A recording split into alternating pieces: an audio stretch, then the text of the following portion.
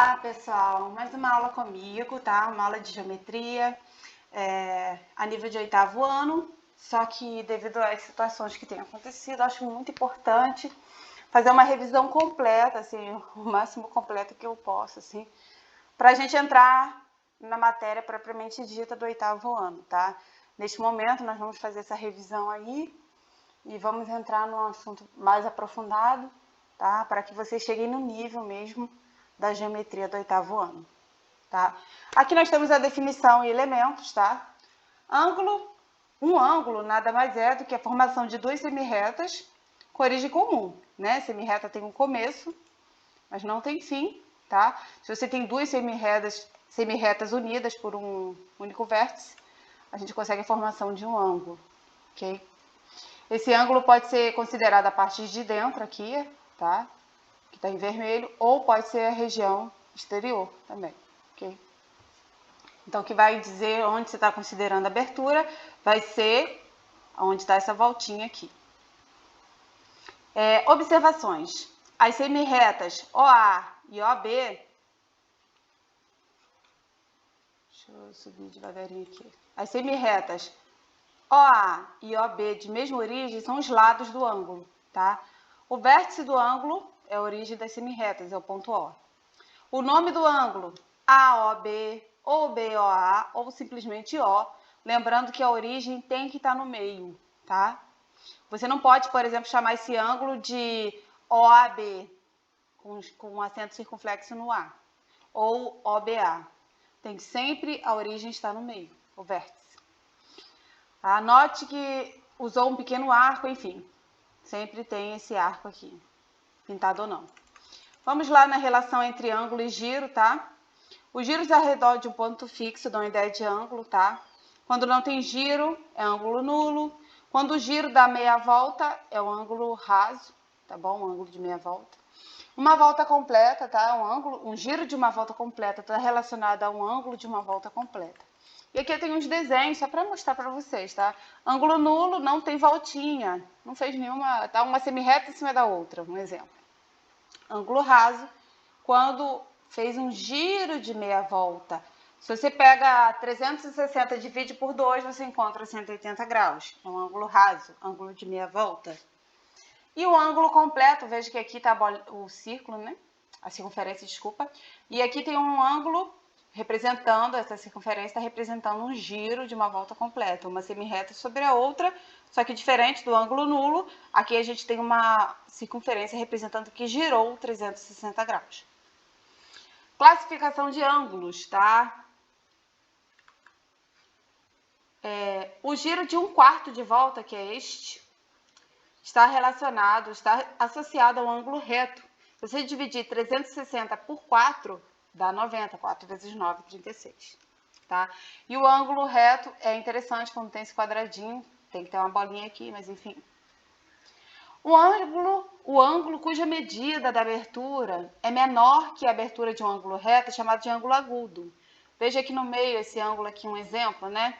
O ângulo agudo ele é maior do que 0 e menor do que 90, tá? Então, o ângulo, eu costumo falar com meus alunos que o ângulo reto parece uma letra L. Se você desenhar uma letra L, uma das semirretas no ângulo agudo vai ser interna à abertura do L, tá bom? Por isso que é agudo. Agora, o ângulo obtuso é maior do que 90, menor que 180, menor que o raso, maior que o reto.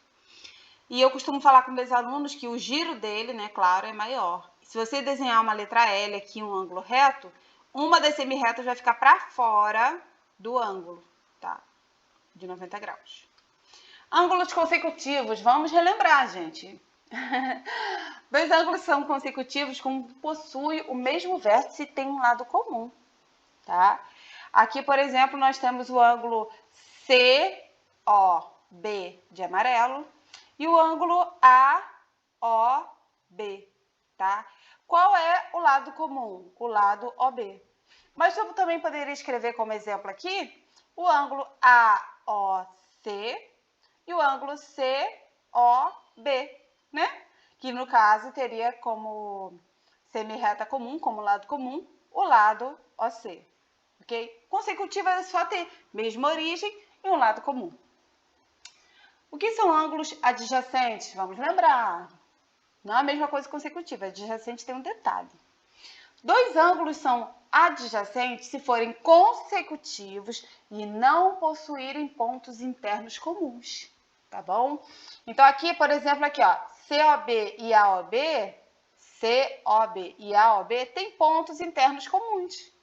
Porque o COB está dentro do AOB, tá vendo? Então, eles são consecutivos, mas não são adjacentes.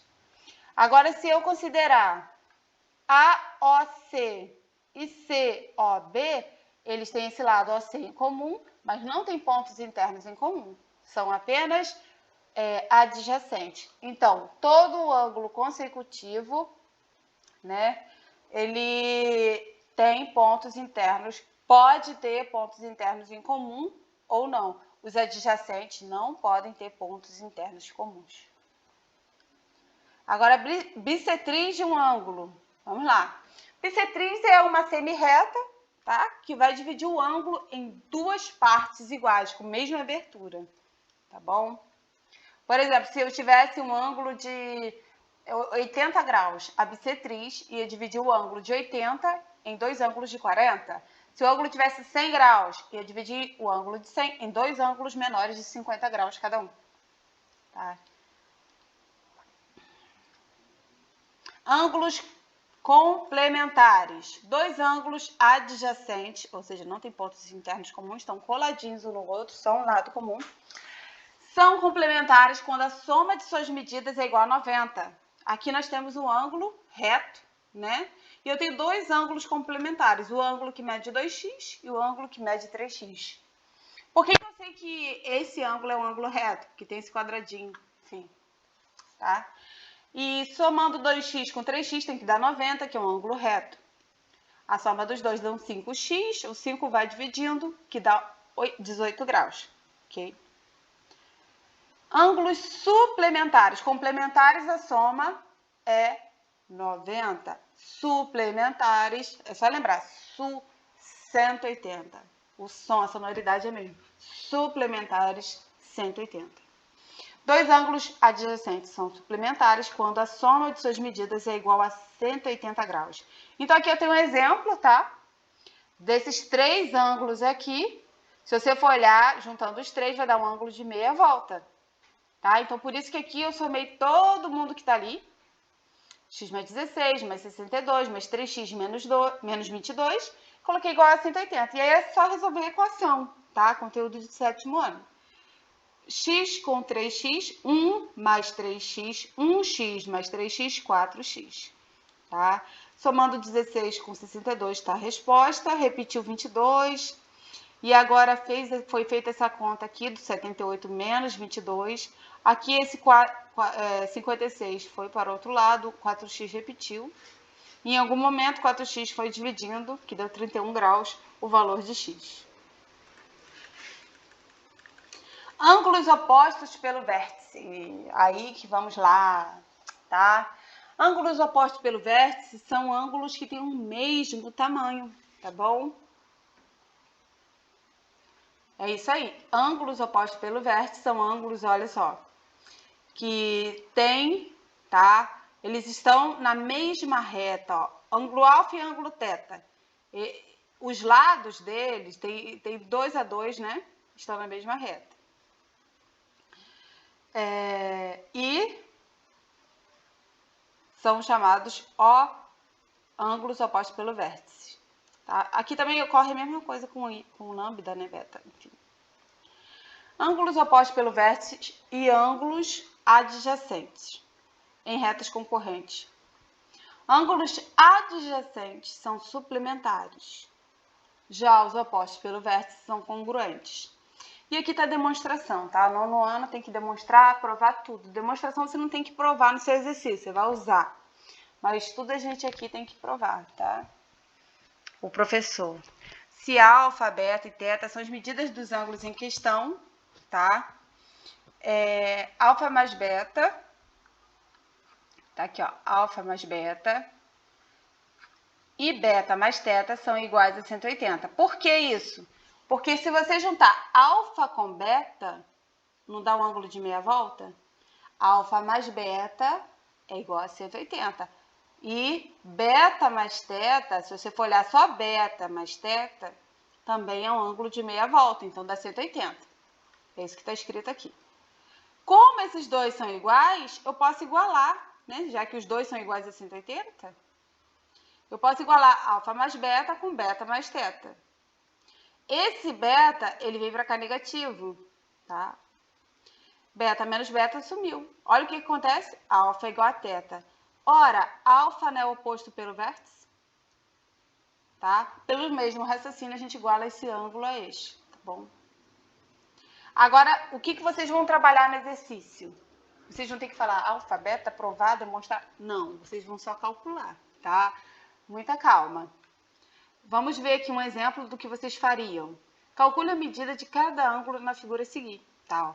Aqui eu tenho esse ângulo medindo 10x mais 50 e esse ângulo medindo 4x mais 110, tá? Isso em graus. O que foi feito aqui? É só você pegar e colocar, né? Igualar as expressões virando uma equação. E aí, o que foi feito na segunda linha? O 4x veio para o primeiro membro negativo, 50 graus, que é positivo, veio negativo. 10 menos 4 são 6x, 110 menos 50 são 60 graus. Fazendo a divisão por 6, deu 10 graus. Para saber o valor de cada ângulo, né, basta substituir o valor de x apenas em uma das expressões, já que vai dar a mesma resposta. Eu peguei uma delas, 10x mais 50. Ué, x não é o valor 10? Então, 10 vezes x vai ser 10 vezes 10, mais 50. 10 vezes 10, vocês sabem que numa expressão numérica, primeiro se resolve a multiplicação, dá 100, e aí somando com 50, são 150 graus. Se o de cima tem o valor de 150, então o de baixo tem o valor de 150. Não preciso calcular o de baixo. Tá? Bom, essa foi a aula de hoje sobre ângulos. Eu espero muito que vocês tenham entendido. Bons estudos a todos!